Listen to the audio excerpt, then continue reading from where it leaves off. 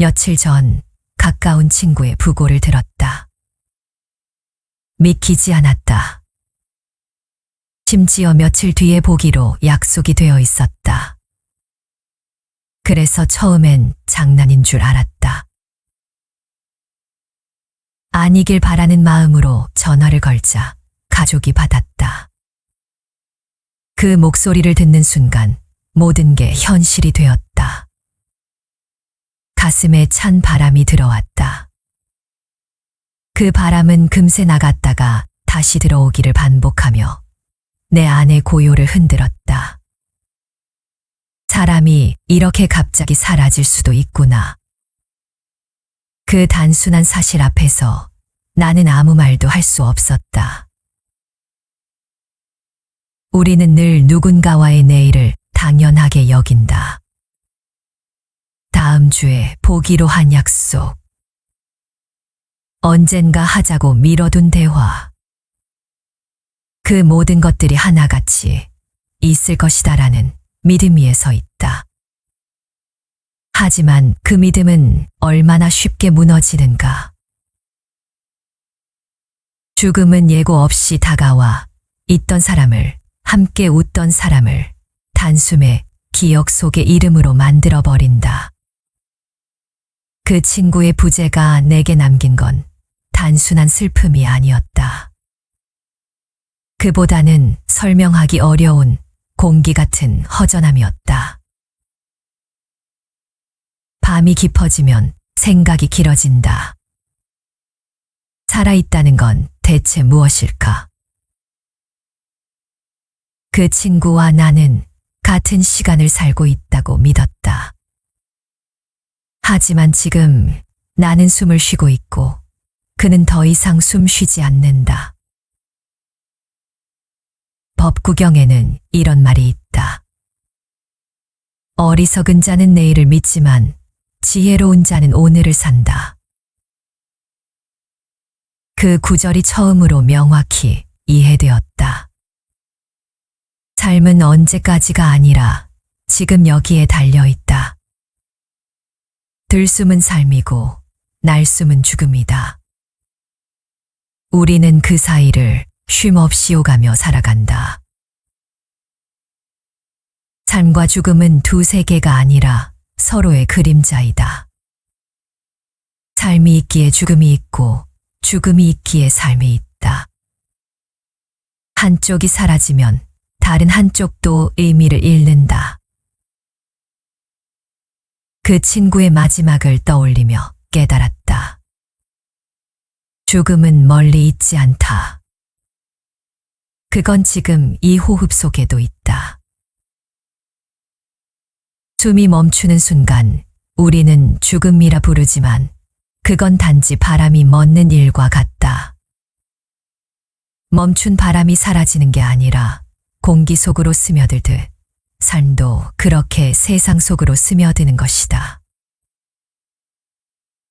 부처님이 세상에 계실 때 키사 고땀이라는 여인이 있었다. 그녀는 갓난아들을 잃고 제정신이 아니었다. 아이의 시신을 품에 안고 부처님께 달려와 말했다. 세존이시여, 제 아이를 살려주세요. 그때 부처님은 이렇게 말씀하셨다. 좋다. 단, 한 가지 조건이 있다. 죽음이 한 번도 일어나지 않은 집에서 겨자씨를 구해오너라. 그녀는 온 마을을 돌았다. 하지만 어느 집을 가도 누군가는 죽어 있었다. 아버지를 잃은 집, 아내를 잃은 집, 형제를 잃은 집. 결국 여인은 깨달았다. 죽음이 없는 집은 없다는 것을. 그제야 아들의 시신을 내려놓고 조용히 울었다. 그 울음은 슬픔이 아니라 깨달음의 울음이었다. 친구의 죽음은 그저 삶이 완성되는 또 하나의 과정일 것이다. 우리는 모두 돌아가는 길 위에 있다. 들어온 곳으로 머물던 곳을 지나 다시 고요한 자리로 돌아간다. 죽음은 사라짐이 아니라 귀향이다.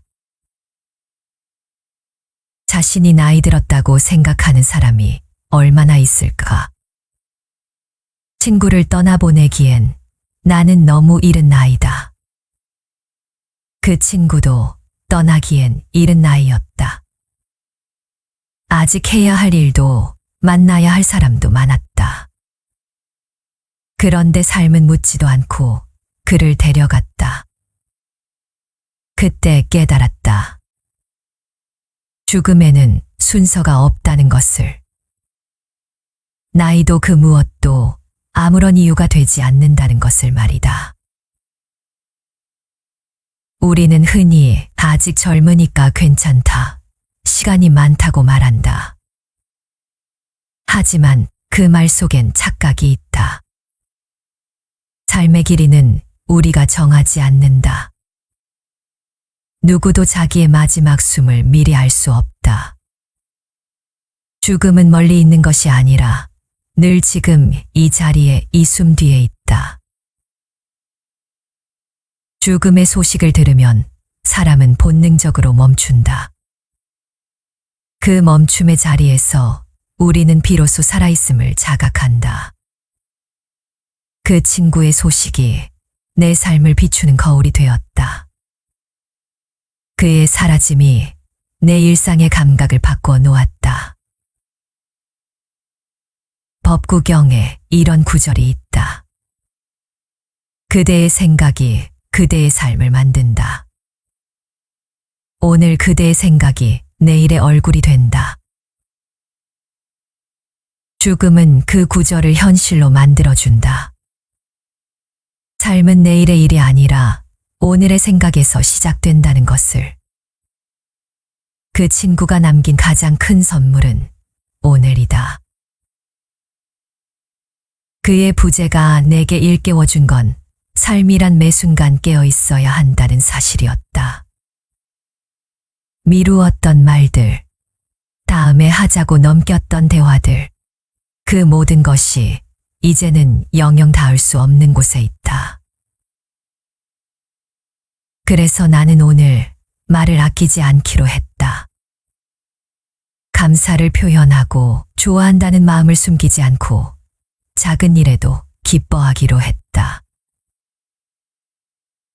살아있음이란 단순히 존재하는 일이 아니라 의식적으로 숨 쉬는 일이다. 그 숨에 마음을 담는 일이다. 이제 나는 하루를 시작할 때마다 묻는다. 오늘 나는 어떤 숨을 쉬고 있는가? 죽음은 삶의 반대가 아니다. 죽음은 삶의 내부에 있다. 나는 그와 함께한 시간을 돌이켜본다. 특별한 일이 많았던 건 아니다. 함께 학교를 다니고 치열한 사회생활을 시작하며 같이 울고 웃었던 평범한 시간들이었다. 하지만 지금 돌이켜보면 그 평범함이야말로 가장 큰 기적이었다. 삶은 언제나 있는 그대로의 순간 속에 있다. 그 순간이 지나고 나면 그 어떤 것도 다시 오지 않는다. 죽음은 그 단순한 진리를 우리 앞에 던진다. 한 스님이 이렇게 말씀하셨다. 죽음을 두려워하지 말라. 죽음은 다른 세상으로 가는 길목이다. 그러나 그 길목에 서기 전까지는 지금 여기를 충실히 살아야 한다. 친구의 죽음을 통해 나는 충실히 산다는 말의 의미를 다시 배운다. 충실히 산다는 것은 오늘 하루를 소홀히 하지 않는 일이다. 지금 눈앞의 사람에게 마음을 다하고 오늘 나를 살게 한 작은 것들에 감사하는 일이다. 죽음은 삶의 빛을 닦아낸다. 그 빛이 선명해질수록 우리는 비로소 살아있음을 자각한다. 죽음은 끝이 아니라 변화이다. 그 변화의 흐름 속에서 우리는 다시 살아있는 자리를 찾는다. 슬픔 속에서도 감사가 피어나고 이별 속에서도 깨달음이 자란다. 그 친구는 이제 바람이 되었다. 누군가의 마음을 스치며 어느 하늘가에서 미소 짓고 있을 것이다. 나는 천천히 숨을 들이마신다.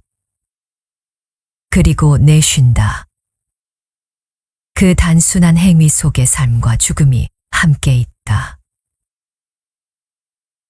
숨을 쉰다는 건 지금 여기에서 존재한다는 증거이다. 살아있는 동안 우리가 할 일은 하나다. 숨을 의식하며 사는 일. 그 숨에 감사와 사랑, 미안함과 다짐을 담는 일. 그것이야말로 삶을 온전히 사는 길이다. 죽음은 끝이 아니다.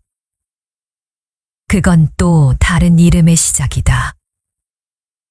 삶과 죽음 사이를 잇는 단 하나의 다리, 그 다리가 바로 숨이다. 오늘도 나는 숨을 쉰다. 그 숨이 친구에게 닿기를 바란다. 그에게 닿는 내 마음이 바람이 되어 그의 자리에도 평온히 머물기를. 친구야, 잘 가라. 그리고 나는 오늘을 산다. 부처님의 전신인 보살이 한 전생에서 농가의 가장이었다. 부인과 아들, 딸, 하녀가 있었는데 아들이 장가를 가서 며느리가 들어오니 총 6명의 가족이 살게 되었다. 가장은 평소 가족들과 모두 보시행을 즐기고 계율을 잘 지켰다. 또한 금음과 보름날 포사를 하여 죽음에 대한 마음 챙김을 잘하고 있었다. 어느 날 보살은 아들과 함께 밭에 불을 놓았고 밭에 있던 뱀이 놀라면서 아들을 물었다. 아들이 그 자리에서 즉사하자 보살은 아들을 한 곳에 눕게 하고 자신의 옷을 벗어서 아들에게 덮어주었다. 때마침 이웃 사람이 지나가자 보살이 부탁을 했다. 우리 집에 가거든 저에게 오늘은 도시락 2개를 가져올 필요가 없으니 하나만 보내라. 그리고 온 가족이 옷을 깨끗하게 입고 향과 구슬을 가지고 오라고 전했다. 그 보살 부인은 이웃이 전하는 말을 듣고 아들이 죽었음을 직감했다. 평소 죽음에 대한 알아차림을 공부했기에 전혀 마음의 동요가 일어나지 않았다. 다른 가족들도 이 사실을 알게 되었다. 보살은 평소처럼 밥을 먹고 나무를 모아 불을 붙여서 아들을 화장시켰다. 그때 하늘에서 제석천이 이 광경을 보고 보살에게 내려와 물었다. 그대는 아들이 죽어 장례를 치르고 있는데 어찌 슬퍼하며 울지 않습니까? 그러자 석가보살이 다음과 같이 말했다. 이 세상과 인연이 닿아여 몸이 필요가 없어져 버리고 가는 것일 뿐인데 무엇을 슬퍼하고 운단 말이오. 그리고 개송으로 나는 슬퍼하지 않나니 그는 제갈 곳으로 이미 떠났네라고 말했다. 제석천은 다시 보살의 아내에게 아들이 죽었는데 왜 울지 않는가 하고 물었다. 그러자 그녀는 울지 않은 이유를 개송으로 말했다. 그는 부르지도 않았는데 저 세상에서 왔다가 말없이 이 세상을 떠났네. 올 때도 인사 없이 스스로 왔다가 갈 때도 인사 없이 스스로 갔구나. 그는 떠나갔나니 여기에 그 어떤 슬픔이 있겠는가. 불에 타는 그 사람은 친족의 슬픔을 알지 못한다네. 그러므로 나는 슬퍼하지 않나니 그는 갈 곳으로 이미 떠났다네. 영원하다는 건 모두 헛되고 높은 것은 반드시 무너지고 만다네. 만나면 반드시 헤어지고 태어난 자는 모두 죽음으로 가노라.